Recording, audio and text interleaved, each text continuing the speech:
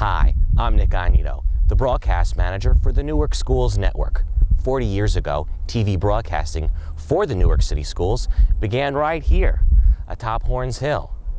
It allowed Newark students an opportunity most high schools just don't offer. Let's take a look back now at the Broadcast Center's rich history.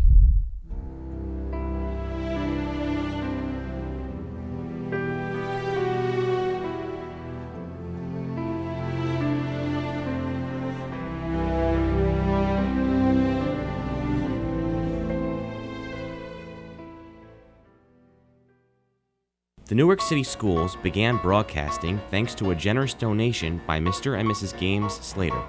The TV station honored them by using their initials for identification when WGSF went on the air on March 18, 1963 on Channel 28. But only the basics were covered. There was a building on Horns Hill, a TV antenna, and a transmitter. That's it. There were no cameras, so there was no local programming. WGSF's first broadcast manager, Dana Cox, simply rebroadcasted programming from The Ohio State University's TV station in Columbus.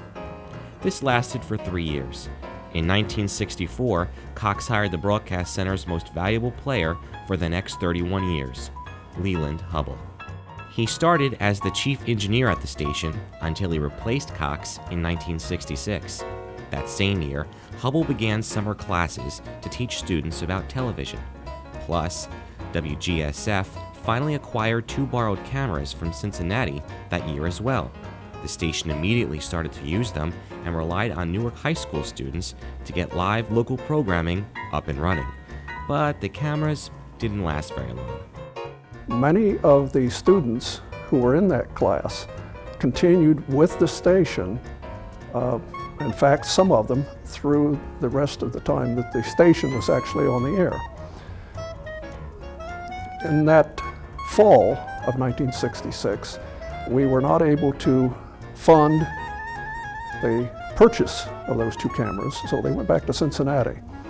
The students, however, continued working with a Polaroid camera taking transparencies, 3x4 transparencies, which were broadcast into a very antiquated system with a lantern slide. Fortunately, Hubble managed to get 2 other cameras later that fall from WJW in Cleveland. This began the station's golden years. They produced 14 live shows a week. That's because they never had a tape machine until 1968. But during that same year, they were also able to hit the road with their other addition, a TV truck. It's a 1948 model truck, but it worked. And it came from Utah, but it was quickly repainted with Channel 28 on the truck, and we began then a series of programs all over the area. We went to fairs, we went to ball games, just anything that somebody could put together in the form of a program. We, for the first time, were able to broadcast a Newark school board meeting live, and this created a lot of enthusiasm in the community for the programs that we were doing. The road on Horns Hill was very steep, so getting there in the winter wasn't easy. There were many times when we had to walk up that hill in the middle of the winter. You couldn't drive up because it was ice and snow covered. So you talk about a dedicated group. I mean, I would challenge high school students today, if they'd be willing to, in an extracurricular activity, go and park their cars at the bottom of a hill and walk up that ice-covered hill to go do TV on top of that hill during the winter. I think that there were probably a couple times when the old WGSF mobile unit coming down may have lost its brakes coming down that hill. It's a wonder no one was killed at times. We were coming down the hill, and for anybody who's ever come down Horns Hill, the exit, there is a curve that is just like a total, how we ever made it down that hill, I don't know, without brakes on the van. Sometimes it wasn't the truck's brakes that presented a problem. The TV crews didn't have a lot of time between production shoots, so students would stay on top of the truck between locations, which gave way to carelessness. We were driving along, and all of a sudden we hear screaming from the top of the van, and we were coming up on one of the traffic lights, and the wires holding it. And that was one of the frightening things, because there was a student up there. That wasn't a paid person, that was a student. So from there on, we really tried to watch our safety issues. Because it's one of the things we were always afraid of, is that we were out doing these things. We were climbing around and we had students involved. WGSF changed signals from Channel 28 to Channel 31 in 1970. It meant the station would get a new antenna reaching more than 400 feet in the sky. And making that happen turned out to be quite an adventure for one of the students. They were concerned because to mount the antenna, they had to put bolts in from the bottom and screw the nuts on the top. This is hard to do with just one person on the ground and one person on the tower. So they said, this really would be easier if somebody would go up with us. At which point, a number of people all pointed and said, he'll go. I said, okay.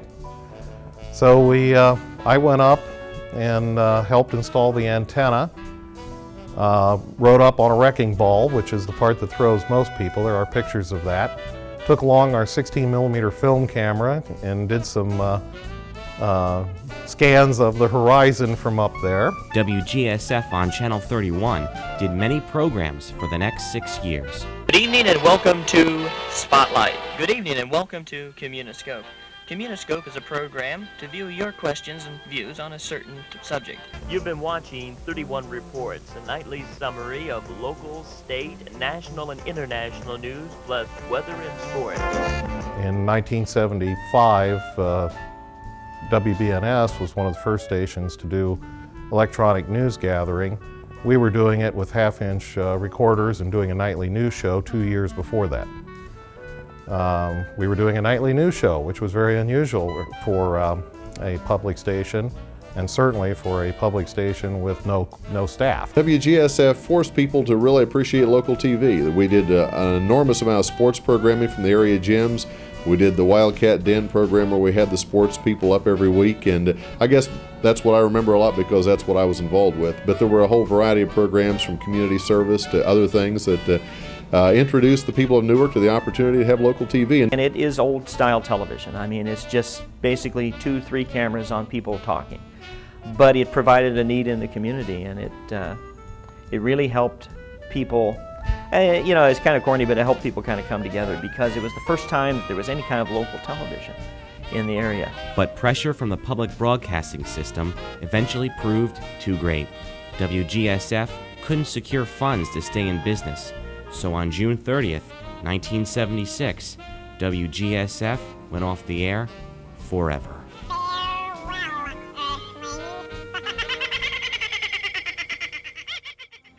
But Leland Hubble found another way to generate life into the program, thanks to cable television. Newark granted a cable television franchise, and among the provisions that were included in the Federal Communications rules were the requirements for a school access channel. So we sought that access channel and were able to receive it. The TV station, or at least everything inside it, moved to Newark High School. It first found a home on Channel 20, but quickly moved to its current location on Channel 19 after complaints arose about reception problems. The programs were massively scaled down. This week on Schools in Action, we will be discussing parent-teacher conferences. Tune in at 7 p.m. on Channel 19. But it still provided students an introduction into television, and it covered as many events around the school district as possible. This is our 16th annual water show of the Synchro Cats and the Newark Novas, and we're pleased to have you here this evening. In 1995, Leland Hubble decided to retire, but not without leaving with some words of advice. One of the things that is often overlooked when people think about television is the extent of teamwork and cooperation that is necessary. You have a group of people with various skills, whether it be art, speaking, directing, or technical skills and interests, all working together for a common purpose. So it's one way that brings together people with many different abilities and requires teamwork.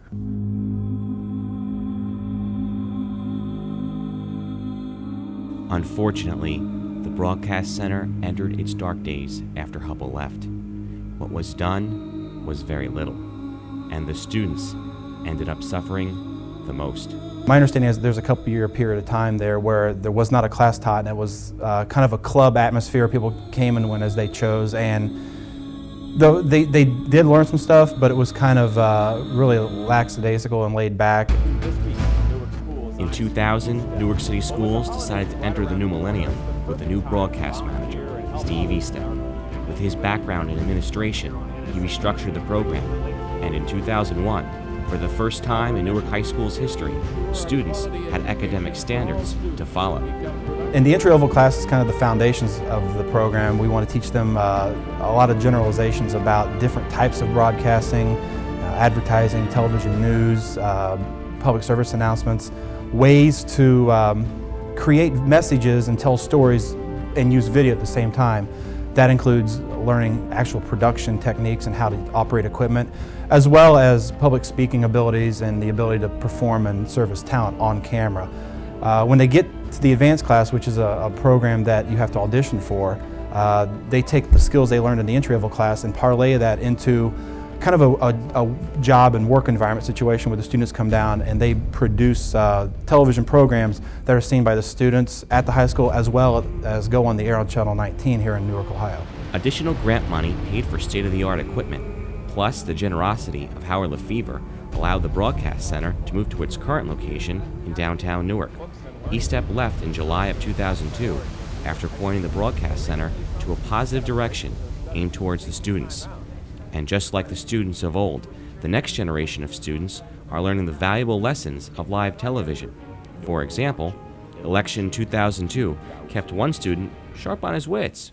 First shot of me welcoming myself to the show after Jim tossed it down to me, I didn't realize I was on camera because I couldn't hear the director's cue in my ear, and I ended up somehow pulling the intro off, not even knowing I was on camera, only stumbling a couple times, but I made a couple facial expressions at the end that I just laugh at when I look at it now. Newark High School Principal Bill Mann and several board members asking questions that you might be interested in hearing the answers to. Stand by. We'll be right back after a couple. Stand by. Asking questions that you might be interested in. Other students have quickly learned about the impact they're having on their viewing audience. Bull riding, that was definitely interesting. I hosted from that, I believe. And I personally didn't think that the school would buy it, students would buy it, and people did. They thought it was funny, they liked it. And I didn't know there were people actually into bull riding, and there were, so we got positive feedback from that. The Broadcast Center's commitment to the students learning about television in the 21st century demands the state-of-the-art facility. You know, I look around and I see all the equipment that they have to work with, and this is really a state-of-the-art facility.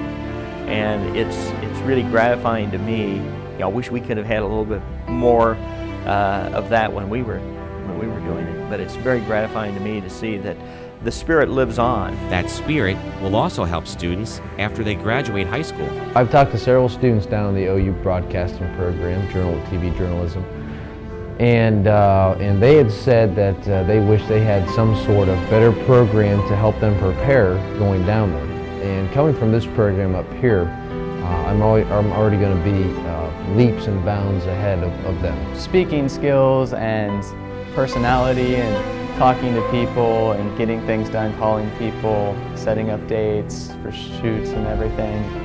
So it's just people skills, and that helps out a lot in life. Well, now you know what the Broadcast Center has gone through to get where it is today, but we've only just begun. There are many more opportunities ahead. Thankfully, the most creative and talented people are working right here in the Broadcast Center, making sure Newark's children are receiving an educational opportunity they wouldn't get anyplace else. On behalf of everyone at the Newark City Schools, thanks for watching and making the Newark Schools Network a part of your community.